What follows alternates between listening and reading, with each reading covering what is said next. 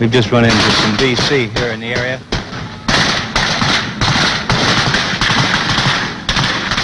Right immediately to our front is a group of huts at the edge of a small village, getting some return fire.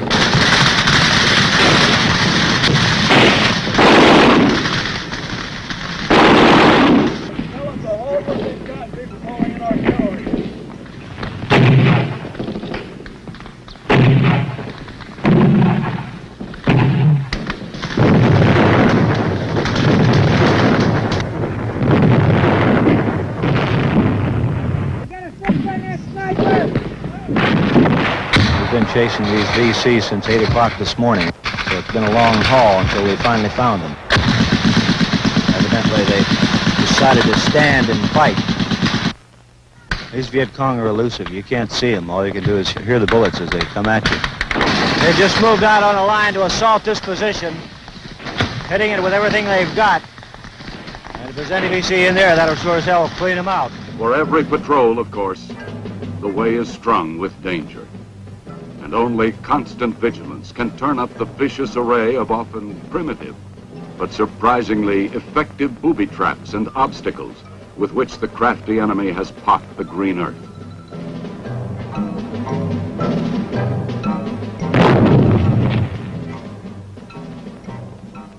Every cave must be thoroughly and cautiously explored. Even a youngster plodding along the road could have a grenade concealed in the heavy burden. It has happened before.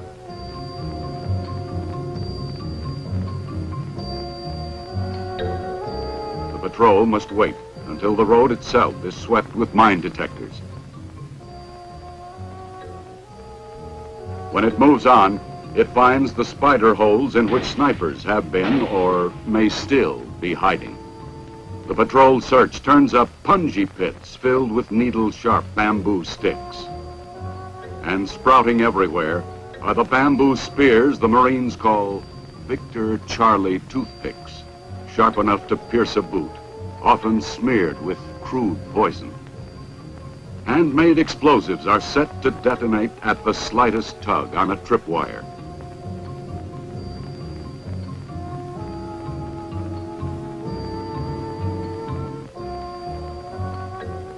Yes, every foot of the way is strung with danger.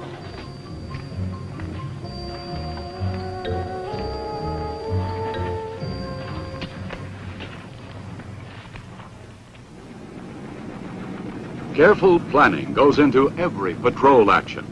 Lieutenant Colonel Robert R. Dickey briefs Marine and Army members of his staff on the location and possible strength of the enemy. Then, elements of the 3rd Marine Regiment are lifted by helicopter for a patrol in force along the Songuvia River 50 miles away. The swift air movement is expected to catch the guerrilla force in that area off guard and reduce the danger of running into enemy ambush.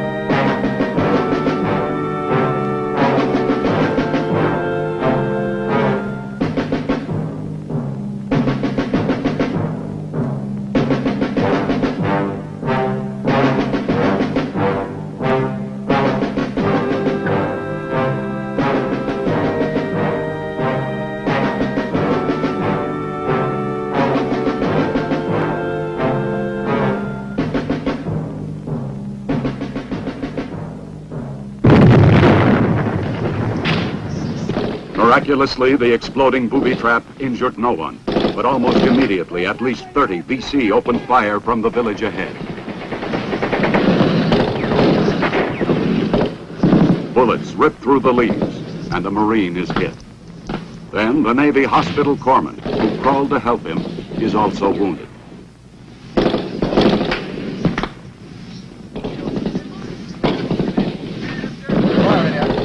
Riflemen push forward, past Viet Cong civilians cowering in the ditch along the trail.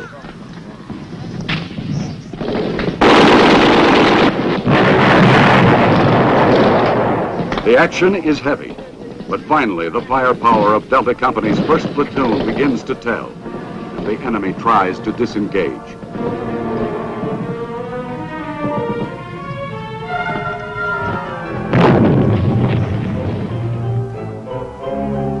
In the village and beyond, Delta Company finds what's left of the enemy.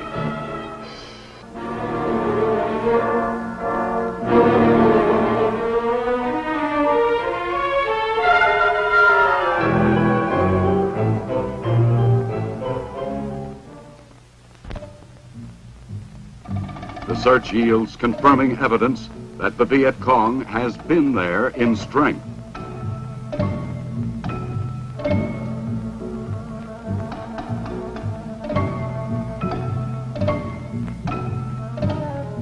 In the tree lines and along the bank of the nearby stream, the patrol uncovers a complicated network of trenches and tunnels.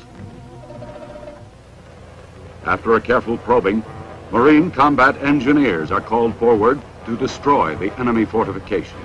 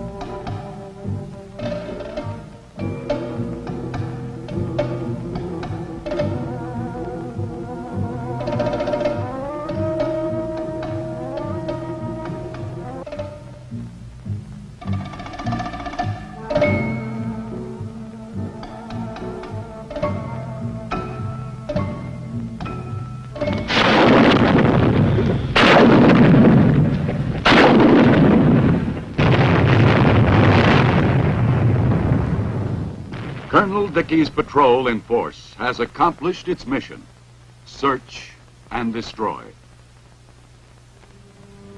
The rivers and streams of South Vietnam are well-traveled highways, used for centuries in a country where good roads are few. Waterborne patrols of Marines and South Vietnamese troops deny these important arteries to the Viet Cong and protect legitimate travelers from ambushes and unofficial tax collectors. Acting on information from the villagers, speedy assault patrols move in on a suspected streamside guerrilla base.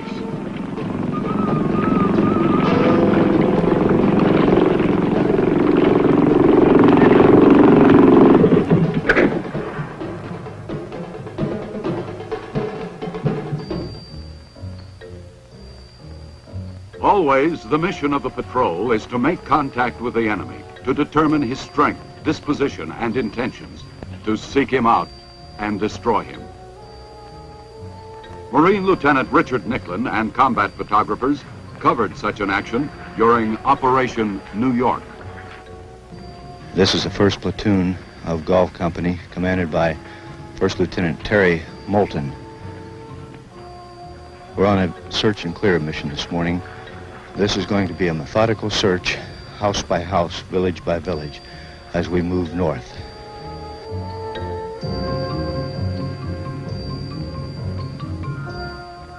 We're looking mostly today for military-aged men that may possibly be VC.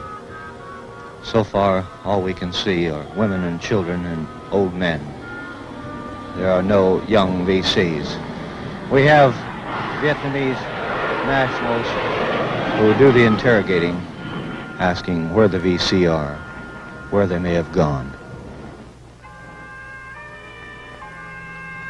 We're looking for tunnels, caves, anything where the Viet Cong may hide.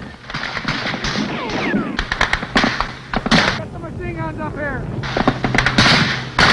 It's coming from the house! Pull up, boy! Get up there!